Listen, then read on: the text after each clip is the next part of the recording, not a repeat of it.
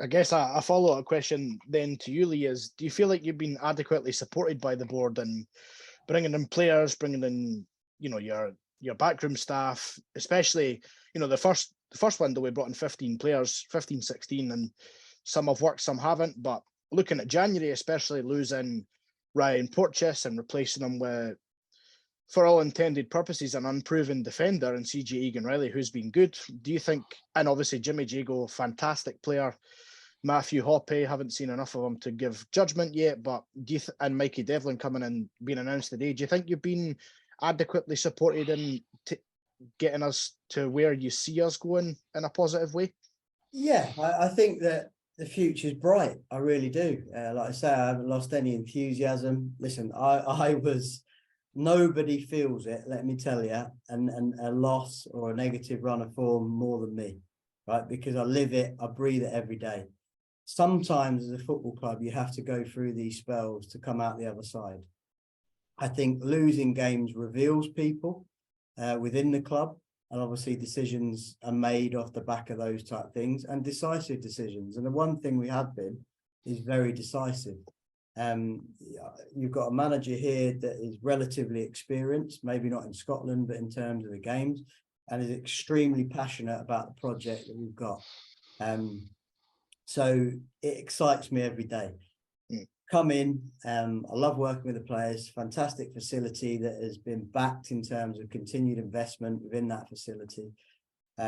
We've got the plan, which we know, which we've articulated earlier on in this Zoom, and we're starting to see those positive shoots come in now. Like I said, the form, last 5 we're third, last 10 we're fourth. And I think people will probably be a little bit surprised by that because of the negativity around that. So there've been signs of improvement, certainly, and I am proud of the players in that, because it's not easy to come through that level of adversity, and I'm proud of the staff because they've turned up every day and they've kept fighting for obviously the cause for all of us. So in terms of the backing, well, let's look at it. We look at the summer window. You can't say we wasn't backed in terms of the number of players that we brought in. Correct. Did we get them right? Absolutely not in terms of all of them, but did we get a lot or a fair few right? Absolutely. And the blend, I believe, is good within our playing squad. Unfortunately, we just haven't been able to use that blend consistently because of the misfortune of some injuries to key players. And any squad with our level of resources needs your best players fit. You need them on your pitch to be able to compete. And then obviously I've been back for a bad run. So I think that's important. I think your communication has to stay crystal clear in that. Absolutely. Really robust conversations, both ways, by the way, because I'm within my rights to say, look, I need more. You promised me this is what I want. This is what I need. And to be fair, the club, within the resources, within their ability, have done everything they can to back me on that. And I think that's shown in January. The fact that we've got 12 players out has created a learning and a working environment in and around the training ground that is now conducive to winning consistently. And already that's shown. And that's what, like I say, I'm very proud of. So now the club must continue to back me, but also me continue to back them. You know what I mean? And be aligned and make sure that we deliver what the fan base wants. And I can see why the fan base are frustrated, because they want to point the finger.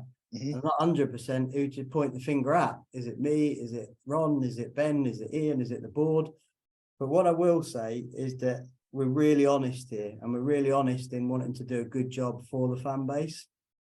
And we admit, we're not trying to cover up our wrongdoings and what hasn't gone well. But I promise you, this is going to come good, because I can see the future. I've already been there at previous clubs. I know the end chapter, and I know come the summer, we're going to get the next opportunity to redefine our project and our job that we've got to do here.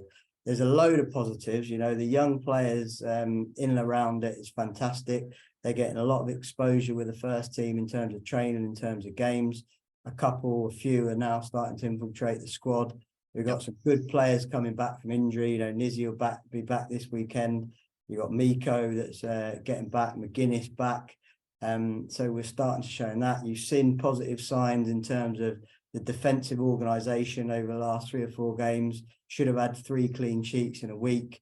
Yep. By the way, CJ's a top player. I wouldn't expect fans to know him, but I can tell you now there was bids of over. Oh, from what I've seen of him, mate, he's fantastic. Yeah, and bids of over 2 million from top teams in Europe are looking to get him. So for us to get him is credit to everybody in terms of that. Will Fish and the development of him. Ellie Ewan, I think, is a great example of like us having to be better and laser focused as a club in bringing the foreign players over and settling them as quickly as possible. So I'm really delighted with his form. Getting the likes of Aidan McGeady back and that quality, but more importantly, that football nous around the training ground, to help develop the youngsters. And I think every signing has context, but every decision we've made since then has context as well. And I think that's what we've got to evaluate honestly, even from a position as a non-believer, if you know what I mean, because of that passion. You've got to give us the opportunity to prove ourselves right and do the right thing for the football club over the medium term. Absolutely. I also think to kind of give Lee and the coaching team a bit of credit here during a bad run or a good run is look at the development of some of the players, whether it be Rocky, whether it be Josh Campbell, the improvements that them players have brought to their game that should benefit Hibs. Sometimes you've got to look at where them players have come from and what levels they're performing now. So I know it wasn't something that you just brought up then, but the majority of our players have developed nicely. Yeah, and that's, to be honest, the training's never been the issue. The boys have been fantastic. Their application's been top draw. We haven't had the perfect blend. I've never felt that I've put the team out that if I wrote that 11, if you like, on the beach in the summer, I've never been able to get that out. But at the same time, that's offered opportunity for players to really step on and show their worth. So I've enjoyed that element, some big improvements in individuals, like fitness wise, our fitness data is like through the roof compared to previous seasons. So the boys are in a good place, like Joe Newell, putting consistent like 12.5, 13K games with high intensity and the press, consistent in terms of that accelerations and decelerations. So like the data that we would look at would show that, there are signs that we've got the basis here of a good team that can be successful at this level.